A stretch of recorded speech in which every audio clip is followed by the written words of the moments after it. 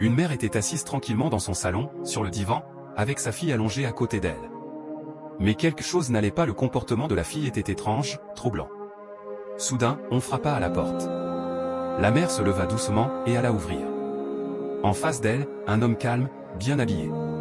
Ils échangèrent quelques salutations. Puis il déclara « Je suis pasteur, et en passant devant cette maison, j'ai ressenti quelque chose d'inhabituel ici. » Le cœur de la mère se serra. Comme si ses inquiétudes venaient d'être confirmées. L'homme continua « Est-ce que je peux entrer ? J'ai un message à partager. » Sans hésiter, la mère accepta. Comme guidée par l'espoir. À peine entré dans la maison, l'homme s'arrêta. Il tendit l'oreille, des sons inhabituels résonnaient. L'atmosphère était lourde. Comme si quelque chose se passait, sans être visible. Le pasteur observa calmement la pièce, puis dirigea son regard vers la jeune fille. Et là, tout devint sérieux. Le pasteur posa doucement sa main sur la tête de la petite fille, et soudain, quelque chose changea. L'atmosphère devint lourde, comme si une force invisible quittait peu à peu son corps. Les secondes passaient, intenses. Puis, la petite fille se leva. Debout. Stable. Comme si tout était redevenu normal.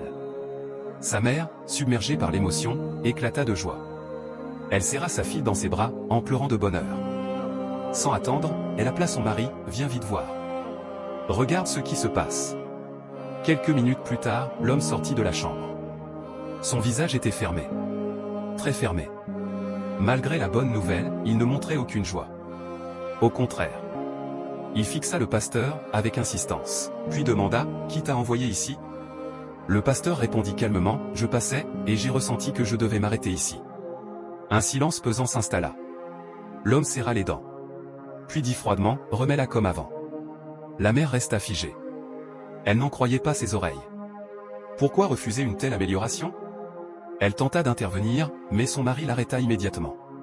Le pasteur, toujours calme, répondit, « Ta fille souffrait depuis longtemps, ta femme cherchait une solution partout, et aujourd'hui, une solution est arrivée. » Puis il ajouta doucement, « Il est peut-être temps d'ouvrir ton cœur. » Ces mots ne firent qu'augmenter la tension. L'homme, visiblement perturbé, tourna les talons. Et entra rapidement dans la chambre. Quelques instants plus tard, il ressortit. Avec des objets étranges entre les mains. L'atmosphère changea à nouveau. Plus lourde, plus intense. La mère, inquiète, serra sa fille contre elle. Quelque chose allait se passer. Selon toi, que va-t-il faire ensuite? Écris-le en commentaire pour la suite. Et partage cette vidéo autour de toi. Voici la partie 2 de l'histoire du père qui a sacrifié sa fille unique pour de l'argent. Alors que l'homme de foi tente encore de parler au père, de le calmer et de l'amener à réfléchir, la situation devient de plus en plus tendue. Le père, visiblement agité, perd patience. Son visage change. Son regard devient dur. Puis, sans prévenir, il se retourne et rentre rapidement dans la chambre. Pendant ce temps, dans le salon, la mère reste figée. Sa fille, désormais apaisée, se tient près d'elle. L'homme de foi prend la parole avec calme et explique une vérité difficile à accepter. Selon lui, la source de tout ce que la fille a traversé se trouve plus proche qu'elle ne l'imagine. La mère secoue la tête. Elle refuse d'y croire. Pour elle, c'est impossible. Mais soudain, la porte de la chambre s'ouvre. Le père réapparaît. Dans ses mains, il tient des objets inhabituels. L'ambiance change immédiatement. L'air devient lourd. Sans réfléchir, la mère et sa fille se rapprochent de l'homme de foi, cherchant instinctivement à se sentir en sécurité. Le père, hors de lui, s'avance et déclare d'une voix froide, « Je t'avais demandé de remettre les choses comme avant, mais tu as refusé. Maintenant, tu vas voir. » La tension monte d'un cran. Il fait un geste brusque. L'homme de foi, lui, reste calme. Il ne recule pas. Il garde son sang-froid et se tient fermement, comme ancré. Un face-à-face intense commence. Le père commence à vaciller. Son assurance disparaît. Son corps tremble légèrement. Le père recule, perd l'équilibre et tombe. Le silence revient, lourd, presque irréel. Allongé au sol, il respire difficilement. Puis, dans un dernier élan, il prend la parole. Sa voix est faible. Fragile. « Je dois dire la vérité. » La mère se fige. Elle n'ose plus bouger. Les mots sortent lentement. « J'ai fait un choix, pour l'argent, en pensant améliorer notre vie. » Il marque une pause. Les larmes coulent. Je n'en étais pas fier, mais je me sentais coincé.